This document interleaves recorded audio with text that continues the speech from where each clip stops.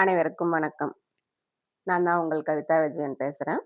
கவிஸ் பாட்காஸ்ட்டுக்கு இன்னொரு எபிசோட்ல உங்கள் அனைவரையும் சந்திப்பதில் ரொம்ப மகிழ்ச்சி.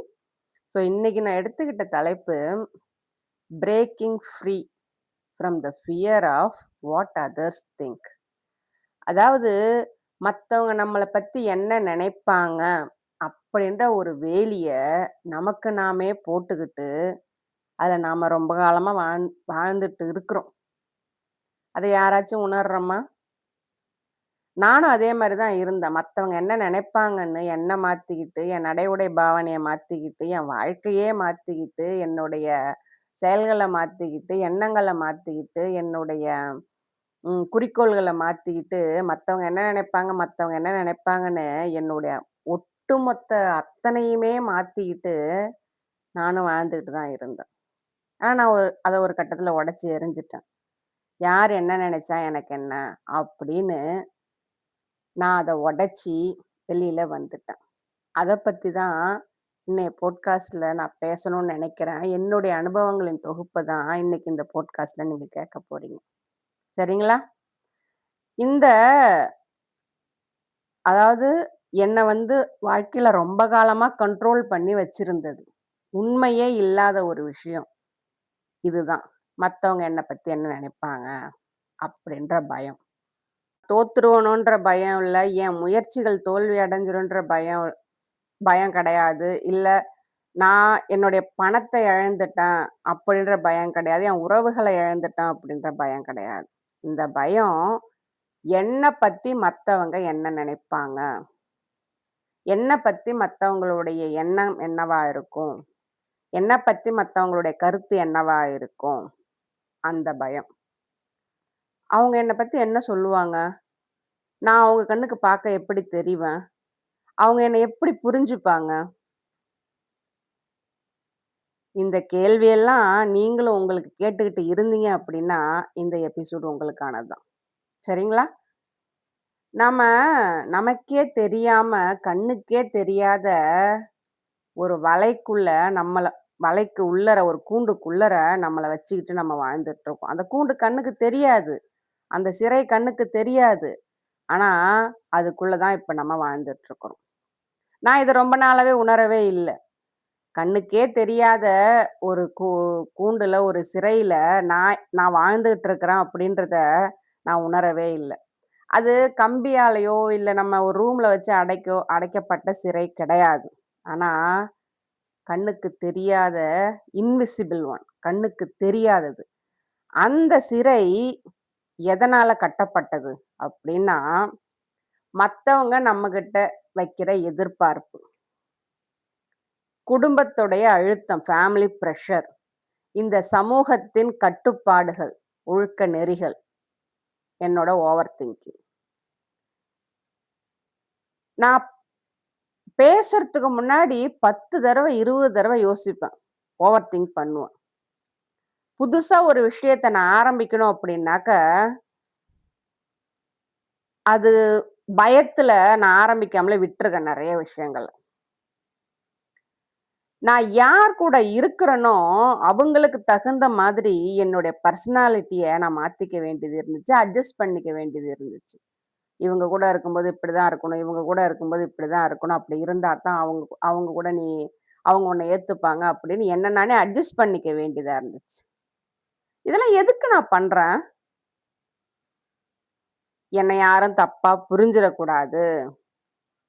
என்ன அவங்க குறை சொல்லிடக்கூடாது. என்ன அவங்க அப்ரூவ் பண்ணாம போயிடக்கூடாது. அப்படின்றதுக்காக இத நான் பண்ணிட்டு இருக்கிறேன். இப்ப நான் சொன்ன விஷயங்கள் அத்தனையுமே நான் பண்ணிட்டு இருக்கிறேன்.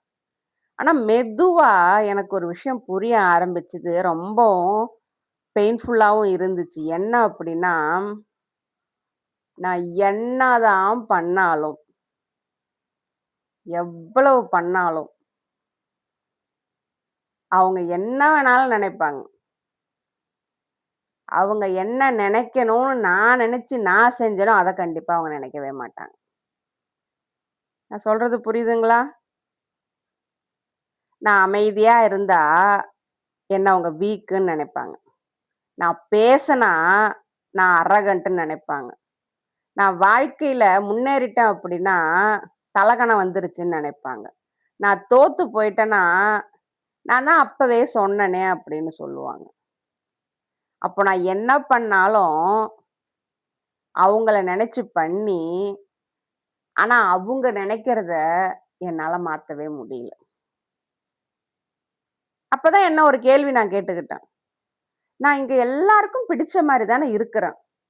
எல்லாரும் நான் எப்படி இருக்கணும்னு நெனைக்கிறாங்களோ, அப்படித்தானே நான் இருக்கிறேன். அப்புறம் ஏன் நான் இவ்ளோ கஷ்டப்படுறேன்? கொஞ்சம் நெஞ்ச கஷ்டமா? நான் என் வாழ்க்கை ஃபுல்லாவே அந்த கஷ்டத்த அனுபவிச்சுட்டு இருந்தேன்ல, ஏன் நான் கஷ்டப்படுறேன்? எல்லாருக்கும் பிடிச்ச மாரி தான் நான் இருக்கிறேன் நான். அவங்களுக்கு பிடிக்கும்னா, இவங்களுக்கு பிடிக்கும்னா, அவங்களுக்கு பிடிக்கும். அப்புறம் ஏன் நான் கஷ்டப்படுறேன்? அப்புறம் ஏன் எனக்கு வலிக்குது? அப்புறம் ஏன் நான் நொந்து போறேன் நானு? கேள்வி கேட்கும்போது தான் எனக்கு ஒரு விஷயம் புரிஞ்சுது. இந்த வலி எந்த பயத்திலேருந்து வந்தது அப்படின்னு. உண்மைய சொல்றேன். ஓப்பனா சொல்றேன் நானு.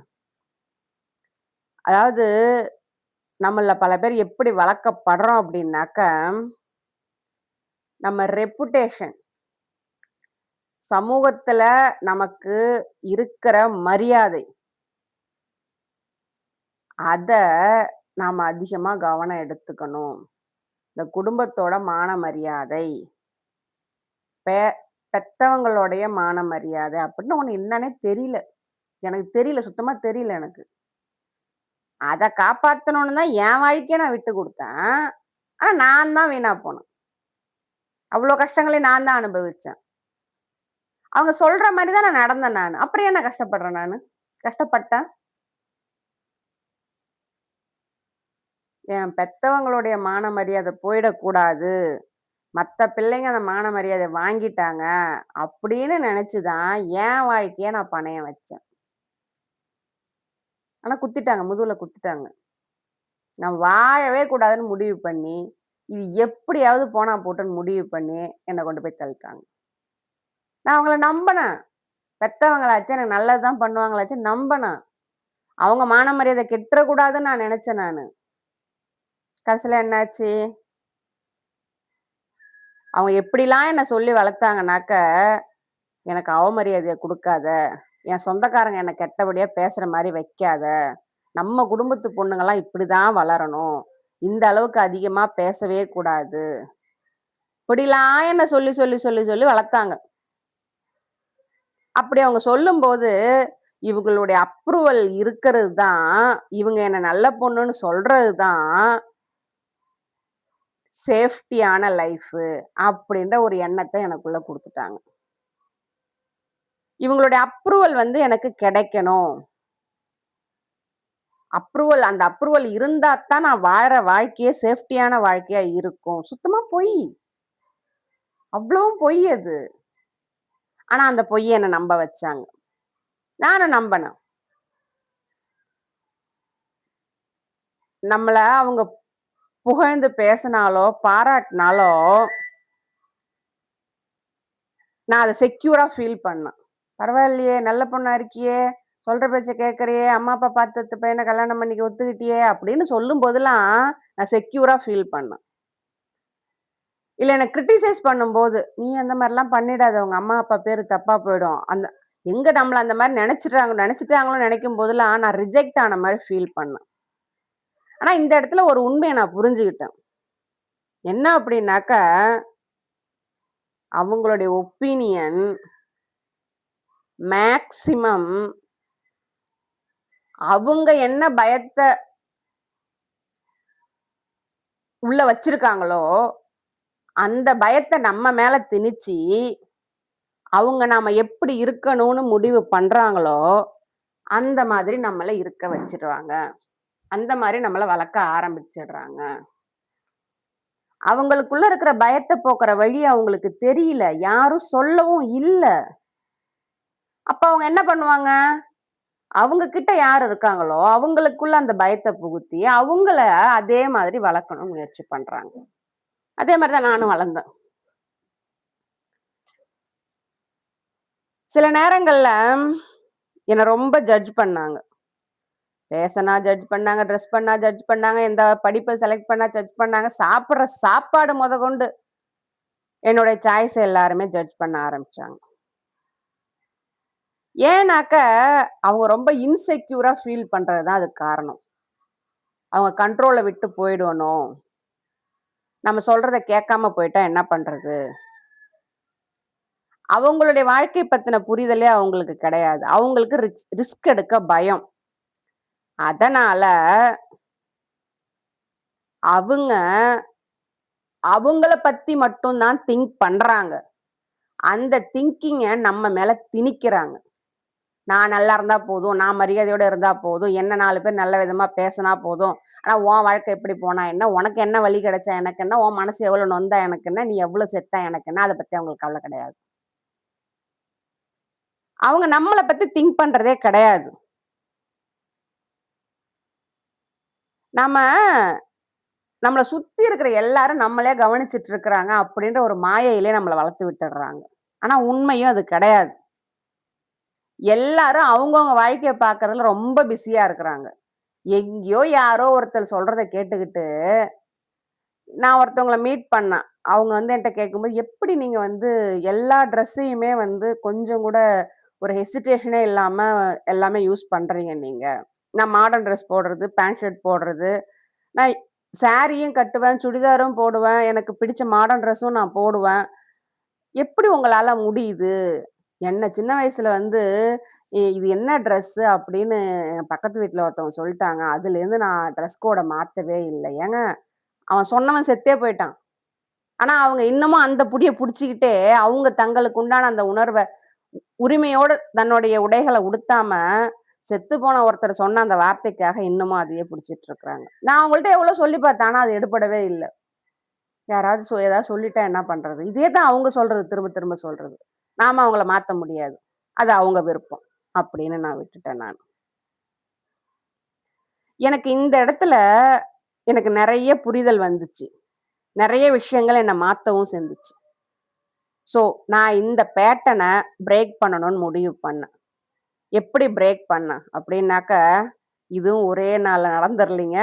இதுவும் கொஞ்சம் கொஞ்சமா தான் நடந்துச்சு. எனக்குள்ள ஒரு விஷயத்த நான் கேட்க ஆரம்பிச்சேன். இப்ப என்ன சுத்தி யாருமே இல்ல. அப்ப நான் யாரு? அப்ப நான் யாருக்காக பெர்ஃபார்ம் பண்ணணும்? என்ன சுத்தி எல்லாரும் இருக்கிறாங்கன்றதுக்காக தான் அவங்களுக்கு அந்த மாரி, இவங்களுக்கு இந்த மாரி நான் பெர்ஃபார்ம் பண்ணிட்டு இருந்தேன். இப்ப யாருமே இல்ல. அப்ப நான் யாரு? நான் யாருக்காக பெர்ஃபார்ம் பண்ண வேண்டியது இருக்குது? அந்த கேள்வி எனக்கு ரொம்ப அன்கம்ஃபர்டபுளா தான் இருந்துச்சு. ஆனா, அதுக்கு வந்த பதில், என் வாழ்க்கைய நான் எப்படி வாழணும் அப்படின்னு எனக்கு கத்துக் குடுத்துச்சு. நான் உணர்ந்தது என்ன அப்படின்னாக்க, மத்தவங்களுடைய கம்ஃபோர்ட்டுக்காக, மத்தவங்களுக்கு பிடிக்கும் அப்படின்றதுக்காக, மத்தவங்களுடைய கருத்து திணிப்புக்காக, மத்தவங்களுடைய விருப்பு வெறுப்புக்காக, நான் என்ன சுருக்கிக்கிட்டு, அவங்களோட எண்ணங்களோட ஒத்து போகணும் அப்படின்ற அவசியம் இல்லை. ரொம்ப கஷ்டம் தாங்க. ஏன்னாக்க, நம்மள சுத்தி இருக்கிறது எல்லாமே நம்ம ரத்த சொந்தம். நம்ம கூட வளர்ந்தவங்க. நம்ம தினமும் பேசிட்டு இருக்கிறவங்க. ஒவ்வொருத்தவங்கள்ட்டயும் ஒண்ணொண்ணுக்கும் அப்ரூவல் வாங்குறதுக்கு, அப்ரூவல் வாங்காம அவங்க சொல்றத கேட்டுட்டு இருந்த வரைக்கும் எல்லாருக்குமே நான் நல்ல பொண்ணா இருந்தேன். எப்போ எனக்கு பிடிச்சத நான் செய்ய ஆரம்பிச்சேனோ, அப்பவே அவங்களுக்கு நான் கெட்டவளா மாறிட்டேன். குடும்பத்துக்கு வெட்ட வந்த கோடாரியா மாறிட்டேன். இந்த குடும்பத்துல நான் பொறக்க வேண்டியவளே இல்ல அப்படின்ற பேர வாங்கிட்டேன். உனக்கும் இந்த குடும்பத்துக்கும் சம்மந்தமே இல்ல அப்படின்ற வார்த்தைகளையும் வாங்குனேன். எது? நான் நானா இருக்கிறதா? சந்தோஷம். சந்தோஷமா ஏத்துக்கிட்டேன். சந்தோஷமா ஏத்துக்கிட்டேன். என்ன சுருக்கிக்கிட்டு, என் மதிப்ப குறைச்சுக்கிட்டு, என் வேல்யூவ குறைச்சுக்கிட்டு, என்னுடைய அன்ப உதாசீனப்படுத்திக்கிட்டு, நான் அப்படி இருக்கணுன்ற அவசியமே இல்ல. தாராளமா போயிட்டு வாங்க. கையெடுத்து கும்பிடுறேன். சொல்லிட்டேன். நான் இப்படிதான் இருப்பேன்னு நான் சொல்லிட்டேன் நானு. நான் சொல்றது வேணா, இவ என்னடா இது சாத்தியமே இல்லாத ஒரு விஷயத்த பேசுறான்ற மாரி தோணும். ஆனா, அந்த அந்த போர்க்களத்த நீங்க தாண்டிட்டீங்க அப்படின்னா, உங்களுக்கு அது எவ்ளோ சுதந்திரத்த குடுக்கும்னு அத நீங்க அனுபவிக்கும்போது தான் உங்களுக்கு புரியும். ரொம்ப பெருசு பெருசாலாம் நான் ஸ்டார்ட் பண்ணல. சின்ன சின்ன விஷயத்துங்கலாம் ஸ்டார்ட் பண்ணேன். எப்படி அப்படின்னாக்கா, அவங்க என்ன வேணாலும் நெனச்சுட்டு போட்டும். என் மனசுல என்ன இருக்குதோ, அத நான் ஓப்பனா ஷேர் பண்ண ஆரம்பிச்சேன். எனக்கு ஒரு விஷயம் தோணும். அவங்க ஏதாவது கேட்கும்போது எனக்கு ஒரு விஷயம் சொல்லணும்னு தோணும். அத நான் அப்படியே நான் சொல்ல ஆரம்பிச்சேன். இதுக்கு முன்னாடிலாம் சொல்லணும்னு தோணுச்சு அப்படின்னா, நான் யோசிப்பேன். நான் சொல்றது அவங்களுக்கு பிடிக்குமா? ஏத்துப்பாங்களா? என்ன குறை சொல்லுவாங்களா? இல்ல என்ன கிண்டல் பண்ணுவாங்களா? அப்படின்னு யோசிச்சேன். இப்பலாம் அந்த யோசனையே கிடையாது. யோசிச்சு என்ன இருக்கு அதுல? யோசனைனால எனக்கு என்ன வரப்போகுது? ஒண்ணுமே கிடையாது. 4 பேர் இருக்கிற இடத்துல பேசும்போது என்ன கேட்டாங்க அப்படின்னாக்கா, என் மனசுல இருக்கிறது தாராளமா நான் சொல்லிடுவேன். இது என் கருத்து. நான் சொல்றேன். இத நீங்க எப்படி எடுத்துக்கிறீங்க எனக்கு அத பத்தி கவல இல்ல. அவ்வளோதான் முடிஞ்சு போச்சு. சொல்லி பாருங்க. அதே மாரி எங்கெல்லாம் நோ சொல்லணுமோ சொன்னேன். முன்னாடி அவங்களுக்கு பிடிக்கணும், அவங்க என்ன தப்பா நெனச்சுருவாங்க அப்படின்றதுக்காக நோ சொல்ல வேண்டிய இடத்துல எஸ் சொல்லிட்டு இருந்தேன். இப்பலாம் நோ சொல்லணுமா, தாராளமா நோ சொன்னா. 10 தடவ திரும்ப திரும்ப கேட்டு கன்ஃபார்ம் பண்ணிக்கிறாங்க. "இத நீ செய்யாம இருக்க மாட்டியா? இதத்தான் நீ செய்ய போறியா?" "ஆமா, இதத்தான் நான் செய்ய போறேன்." "இது உனக்கு புடிக்கலையா?" "ஆமா, இது எனக்கு புடிக்கல." "இப்படிதான் ஒரு குடும்பம் இருக்குமா?" "நான் இப்படிதான் இருப்பேன்." சொல்ல ஆரம்பிச்சேன் நானு. அதே மாரி என்னுடைய சாய்ஸஸ், என்னுடைய தேர்வுகளுக்கு நான் விளக்கம் குடுக்குறத நிறுத்தினேன். கேட்டாங்க. "ஏன் அப்படி பண்ற? ஏன் இப்படி பண்ற?" என்னாலாம் எந்த விளக்கமும் குடுக்க முடியாது. எனக்கு பிடிச்சத நான் பண்றேன். அவ்வளோதான் முடிஞ்சு போச்சு. அதே மாரி என்ன ஒருத்தவங்க புரிஞ்சுக்கணும் அப்படின்றதுக்காக அவங்கள கன்வின்ஸ் பண்றத நிறுத்திட்டேங்க. அதுதான் இருக்கிறதுல மிக கொடுமையான விஷயம். நம்ம உண்மையா அன்பு செலுத்தி, அவங்களுக்கு உண்மையா அக்கறை காட்டி, நம்மால முடிஞ்ச அத்தனையும் அவங்களுக்கு பண்ணி, காலைல எழுந்ததுலேருந்து நைட்டு வரைக்கும் பண்ண வேண்டிய அத்தனை வேலைகளுமே பண்ணி, இன்னமும் நம்ம ஒர்த்த ப்ரூவ் பண்ணிட்டே இருக்கணும்னு அவங்க எதிர்பார்த்தாங்க. முடியாது. என் வேலை என்னவோ நான் செஞ்சு முடிச்சுட்டேன். அவ்வளோதான். அதுக்கு மரியாதை இருந்தது அப்படின்னாக்கா, அடுத்து இந்த வேலை கன்டின்யூ ஆகும். மரியாதை இல்லாத இடத்துல அந்த வேலை கன்டின்யூ ஆகாது. அவ்வளோதான். எனக்கு வந்த கேள்வி, "நீ ஒரு பொறுப்பான பொண்டாட்டியா இருக்கியா? ஒரு பொறுப்பான குடும்பத் தலைவியா இருக்கியா? இல்ல ஒரு பொறுப்பான பொண்ணா இருக்கியான்னா?" இருக்கவே தேவையே இல்ல. அப்படிப்பட்ட பொறுப்ப எடுத்துட்டு உங்கள்ட்ட அவார்ட் வாங்கணுன்ற அவசியமே எனக்கு இல்ல. ஏன் நான் பண்ற எதுக்குமே எனக்கு அவார்டோ, ரிவார்டோ எந்த ஒரு நல்ல விஷயமும் அவங்க எடுத்து சொல்ல மாட்டாங்களாம். மதிக்க மாட்டாங்களாம். ஆனா அவங்க மதிக்கலனாலும், நான் மட்டும் நல்ல பொண்ணா இருக்கணுமா. முடியாதுன்ட்டேன் நானு. முடியவே முடியாது. இனிமே எனக்கு மரியாதை இருக்கிற இடத்துல, நான் அதே மாரி நடந்துக்கிறேன். என்னுடைய ஒர்த்து எங்க புரியுதோ, அந்த இடத்துல நான் கரெக்ட்டா இருக்கிறேன். அந்த இடத்துல என்னுடைய பிரசன்ஸ் கரெக்ட்டா இருக்கும். நான் செய்ய வேண்டிய வேலைகள் கரெக்ட்டா செய்வேன். அவ்வளோதான். ஆனா, இதெல்லாம் நான் ஆரம்பிச்சதுக்கு அப்புறமேலுக்கு ஆரம்பிக்கிறதோ, இத நான் கன்டின்யூ பண்றதோ அவ்வளோ ஈஸியான விஷயமா இல்லீங்க. கண்டிப்பா நெறைய சவால்கள சந்திச்சேன். சொல்லும்போது உள்ளுக்குள்ள பதட்டமா இருந்துச்சு, பயமா இருந்துச்சு. உள்ளுக்குள்ள ஆடுச்சு. மொதல்ல இந்த பதில்கள்லாம் சொல்லும்போது, அவங்கள்ட்டேருந்து என்ன ரிப்ளை வருமோ, அவங்க எப்படி எடுத்துப்பாங்களோ அப்படின்னு. ஆனா ஒரு விஷயத்துல நான் உறுதியா இருந்தேன். நான் எனக்கு உண்மையா இருக்கணும். அப்படி நான் இருந்தாலே எனக்கான வாழ்க்கைய என்னால நேர்மையா வாழ முடியும்னு நான் தெரிஞ்சுக்கிட்டேன். நான் எனக்கு உண்மையா இருக்கறதுக்காக, உண்மையா இருக்க விடாத அவங்களுக்காக நான் என்ன சுருக்கிக்க நான் விரும்பல நானு. இந்த உலகமே தலைகீழான மாரி இருந்துச்சு. எல்லாம் என்ன வெறுத்தாங்க, திட்டுனாங்க. "நீ ஒரு சுயநலக்காரி. உனக்கு பைத்தியம் பிடிச்சிருச்சு. நீ இந்த குடும்பத்துக்கு லாயக்கே இல்ல. நீலாம் எத பத்தியுமே யோசிக்க மாட்டேன்றா." எவ்வளவோ திட்டு, எவ்வளவோ பேச்சு. எல்லாம் இந்த காதுல வாங்கி இந்த காதுல விட்டு போயிட்டே இருந்துட்டேன். சில பேருக்கு என்ன புடிக்கல. சில பேர் என்ன விட்டு போயிட்டாங்க.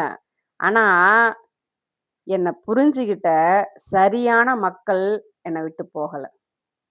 அவ இப்ப தான் அவள புரிஞ்சுகிட்டா. அவ அவளுக்காக வாழறா அப்படின்னு புரிஞ்சுகிட்டவங்க என் கூடவே இருந்தாங்க. இது எல்லாத்துக்கும் விட நான் ரொம்ப லைட்டா ஃபீல் பண்ணேன். என் மனசுல இருந்த பாரம் குறைஞ்சது. எனக்கு இருந்த பதட்டமும், பயமும் குறைஞ்சு ஒருவித அமைதி எனக்குள்ள வந்துச்சு. இது எனக்கு சில பவர்ஃபுல்லான விஷயங்கள எனக்கு உணர்த்துச்சு. என்ன அப்படின்னாக்க, அடுத்தவங்களுடைய பர்செப்ஷன் அடுத்தவங்களுடைய ஒப்பீனியன ஃபுல்ஃபில் பண்ணணும் அப்படின்றதுக்காக, நான் என்னுடைய சுதந்திரத்த இழக்க வேண்டிய அவசியம் கிடையாது. ஏன்னா அது முடியாது. நாம என்னதான் பண்ணாலும், நாம என்ன நெனச்சு பண்றோமோ, அத அவங்க ஏத்துப்பாங்கன்னு நீங்க நெனைக்கிறீங்களா? யோசிச்சு பாருங்க. நீங்க எவ்வளவுதான் நல்லது பண்ணாலும் பின்னாடி போய் கெட்டது பேசுறவங்க இருக்கிறாங்க. அவங்க அப்படி பேசுறாங்கன்னு தெரிஞ்சதுக்கு அப்புறமேலுக்கும் நீங்க அவங்களுக்கு நல்லது பண்ண வேண்டிய அவசியம் இல்ல. இன்னொருத்தர் மனசுக்குள்ள போயிட்டு உங்கள பத்தின நல்ல எண்ணங்கள நீங்க பதிய வைக்கவே முடியாது. பதிய வைக்க வேண்டிய அவசியமும் இல்ல. ஏன்னா, மத்தவங்களுக்காக நம்ம மாறி, நம்மள நாம சுருக்கி, அவங்களுடைய எண்ணங்கள மாத்தணும்னு நெனைக்கிறது நடக்காத ஒரு விஷயம். ஏன்னா, ஒவ்வொருத்தருக்கும் ஒரு ஒரு விதமான மனநிலை இருக்கும். 100 பேருக்கு 100 விதமான மனநிலை இருக்குன்னா, அந்த 100 பேரையும் உங்களால ஃபுல்ஃபில் பண்ண முடியுமா? முடியாது. ஆனா, நான் நானா இருக்க முடியும். என்ன அவங்க ஏத்துக்கிறாங்க, ஏத்துக்கல. அது அவங்களோட பிரச்சனை, அவங்களுடைய விருப்பம். ஆனா, நான் நானா இருக்கிறேன் பார்த்தீங்களா? அதுல நான் எந்த குறையும் வைக்கல. அத நான் சரியா கொண்டுட்டு போனேன் நான். மத்தவங்களுடைய அப்ரூவல் வேணும் அப்படின்றதுக்காக, என்னுடைய மன அமைதிய நான் கெடுத்துக்க நான் விரும்பல.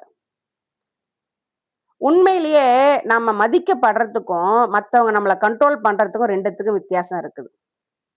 மரியாதை அப்படின்றது நம்மளுடைய மதிப்பு உணரப்படுற இடங்கள்ல நமக்கு தானாவே கிடைக்கும்.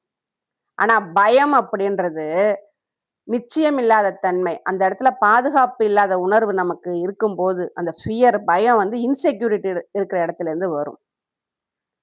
நான் என்னுடைய முடிவுகள எடுக்கறதுக்கு முன்னாடி சில கேள்விகள ஒரு கேள்விய நான் என்ன கேட்டுக்கிட்டேன். இது நான் உண்மையிலேயே புரிஞ்சு, எனக்கு நல்லதுன்னு நெனச்சு நான் செய்யறேனா? இல்ல மத்தவங்களுக்கு பயந்துகிட்டு இத நான் செய்யறேனா? இந்த 2 கேள்வியில எனக்கான பதில் இது உனக்காக நீ பண்ற அப்படின்னு வந்துச்சுன்னா, கண்டிப்பா அத நான் செய்வேன் நானு. மத்தவங்களுக்கு பயந்துகிட்டு செய்யறேன் அப்படின்னாக்க, அத நான் நிறுத்தி அந்த பேட்டர்ன உடைச்சு என்ன பண்ணணுமோ, என்ன ப்ராசஸ் பண்ணணுமோ அந்த இடத்துல நான் பண்ணேன். நான் வந்து என்ன பத்தி மத்தவங்க என்ன நினைப்பாங்க அப்படின்றதுக்காக என்னுடைய செயல்கள நிறுத்துறேன் அப்படின்னாக்க, அந்த ஜட்ஜ்மென்ட்க்கு பயந்து என்ன நான் மாத்திக்கிறேன் அப்படின்னாக்க, எனக்கு நான் துரோகம் பண்ணிக்கிறேன்னு அர்த்தம்.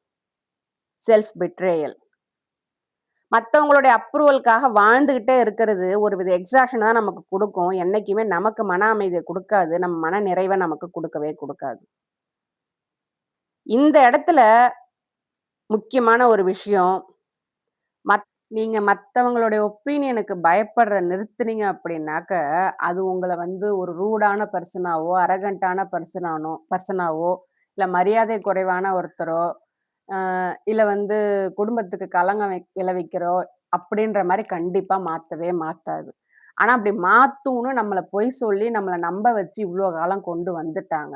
அது வலிக்கும். கண்டிப்பா வலிக்கும். அந்த முடிவுகள மத்தவங்களுடைய ஒப்பீனியனுக்காக மத்தவங்க என்ன சிந்திப்பாங்க அப்படின்றதுக்காக நாம எதையுமே விட்டு குடுக்காம, நாம நம்மளுடைய முடிவுகள எடுக்கும்போது முதல்ல எடுக்கும்போது அந்த வலிகள் இருக்கும். கண்டிப்பா இருக்கும். ஐயோ! நம்ம அவங்கள கஷ்டப்படுத்துறோமே, அவங்க சொல்றத கேட்க மாட்டேன்றோமே, அவங்க நம்மள விட்டுட்டு போயிடுவாங்களா? அவங்க நம்மள மதிக்க மாட்டாங்களா? இனிமே அவங்க நம்மள வந்து பார்க்க மாட்டாங்களா? நம்ம உறவ அறுத்துருவாங்களா? அப்படின்ற நம்மள தப்பா நெனச்சுருவாங்களா? அப்படின்ற கவலைகள் வரும். ஆனா, இது எதுவுமே உங்கள தப்பானவங்களா மாத்தாது. யார் ஒருத்தர் தன்னத்தானே சூஸ் பண்றாங்களோ, தனக்காக நிக்கிறாங்களோ, அந்த முடிவு என்னைக்குமே உங்கள அரகன்ட்டான பெர்சனாவோ, ரூடான பெர்சனாவோ மாத்தவே மாத்தாது. நீங்க உண்மையா மாறிட்டு இருக்கீங்க. நீங்க வந்து இது நாள் வரைக்கும் ஒரு ஸ்டேஜ்ல பெர்ஃபார்ம் பண்ணிட்டு இருந்தீங்க. அந்த பெர்ஃபார்மன்ஸ நிறுத்துறீங்க. நீங்க வாழறதுக்கு ஆரம்பிக்கிறீங்க. அது சுதந்திரம் தானே! கண்டிப்பா அது சுதந்திரம் தான். ஸோ இத்தன காலமா ஒரு ட்ராப்ல அடைபட்டுட்டு, ஒரு எப்படி சொல்றது? ஒரு ட்ராப்னா என்ன சொல்றது? எனக்கு வந்து தமிழ் வார்த்தை டக்குன்னு வரல. இத்தன காலமா ஒரு ட்ராப்ல, ஒரு வலையில வந்து நாம அடைபட்டு இருந்துட்டு, ஒரு ட்ராப்ல மாட்டிக்கிட்டு இருந்துட்டு, வெளியில வரும்போது, அந்த சிறைய விட்டு, அந்த கூண்ட விட்டு உடைச்சு வெளியில வரும்போது, ஒரு சுதந்திரமான காற்று நமக்கு கிடைக்கும் இல்லையா? ஆரம்பத்துல அது வந்து அன்ஃபெமிலியரா, அன்கம்ஃபர்டபுளா தான் இருக்கும். ஆனா போக, போக அந்த சுதந்திர காற்று நமக்கு ரொம்ப புடிச்சு போகும். ஸோ இத நீங்க கேட்டுட்டு இருந்தீங்க அப்படின்னாக்க, நீங்களும் உங்க வாழ்க்கையில இது மாரி ஸ்டக் ஆயி நின்னுட்டு இருக்கீங்க அப்படின்னாக்க, நீங்க புரிஞ்சுக்க வேண்டியது ஒரே ஒரு விஷயம் தான். ஒவ்வொருத்தருக்காகவும், ஒவ்வொருத்தருடைய ஒப்பீனியனுக்காகவும் உங்கள நீங்க மாத்திக்கணும்னு நெனச்சீங்க அப்படின்னாக்க, கண்டிப்பா நீங்க உங்கள இழந்துருவீங்க. இன்னைக்கு ஒரு மாதிரி பேசுவாங்க. அவங்க என்னைக்கோ ஒரு வார்த்தை சொல்லியிருப்பாங்க. நம்ம அதையே புடிச்சிட்டு இருந்திருப்போம் நாம. உனக்கு இந்த ட்ரெஸ் நல்லா இல்லன்னு சொல்லியிருப்பாங்க. அதையே நம்ம பிடிச்சிட்டு இருந்திருப்போம். அதுக்கப்புறம் அந்த ட்ரெஸ் போடாம இருந்துரும். ஆனா ஒரு காலத்துல அவங்களே சொல்லுவாங்க, "நீ இந்த மாரி மாறி ட்ரெஸ் போட்டா நல்லா இருக்குமே." அட பாவிங்களா! நீங்க பல வருஷத்துக்கு முன்னாடி சொன்னீங்க, இந்த ட்ரெஸ் போட்டா எனக்கு நல்லா இருக்காதுன்னு. அத நம்பி தானே இத்தன வருஷமா நான் இருந்தேன். இப்ப வந்து நீங்க மாறுறீங்களே! அப்ப அவங்களுடைய ஒப்பீனியன் அப்படின்றது கண்டிப்பா மாறும். அவங்களுடைய ஒப்பீனியனுக்காக உங்களோட முடிவுகள நீங்க மாத்தாதீங்க. அது டெம்பரவரியான முடிவு. அவங்களுடைய எண்ணங்கள், அவங்களுடைய ஒப்பீனியன் அப்படின்றது ரொம்ப டெம்பரவரியானது. ஆனா உங்களுடைய மன அமைதி, உங்களுடைய தேர்வு அப்படின்றது நிரந்தரமானது. புரிஞ்சுக்கோங்க. 10 வருஷத்துக்கு முன்னாடி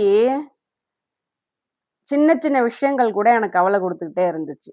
10 வருஷத்துக்கு முன்னாடி இப்போ 2026 2016ல நான் இருந்ததுக்கும், 10 வருஷம் கழிச்சு நான் எப்படி இருக்க போறேனோ அப்படின்னு நெனச்சு நான் பயந்துட்டு இருந்தேன்.